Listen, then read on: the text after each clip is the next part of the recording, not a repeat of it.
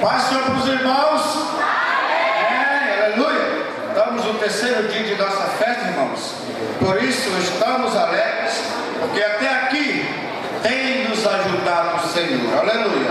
Vamos ler o versículo do tema da nossa festa, que é segundo as Crônicas, capítulo 7, versículo 14.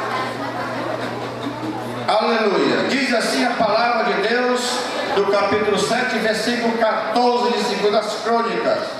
E se o meu povo, que se chama pelo meu nome, se humilhar e orar, e buscar a minha face, e se converter dos seus maus caminhos, então eu os ouvirei dos céus, perdoarei os seus pecados, e sararei a sua terra. Aleluia. Eu quero nesta oportunidade, prezados, onde eu estava na sede com o pastor Clemicias, e nós, era muito apertado ali, a minha neta, e tudo quanto for feito nesta noite, seja para a honra, para a glória do nome de Jesus. Aleluia. Senhor nosso Deus e Pai, em nome de Jesus Cristo, teu Filho amado, estamos, meu Deus, no terceiro dia, Pai, deste grande congresso, que o Senhor possa continuar, meu Deus, dando a bênção do Senhor, abençoando, meu Deus, cada um dos teus servos, meu Deus, ciclo de oração, mocidade, adolescente e os obreiros, meu Deus, que fazem este trabalho,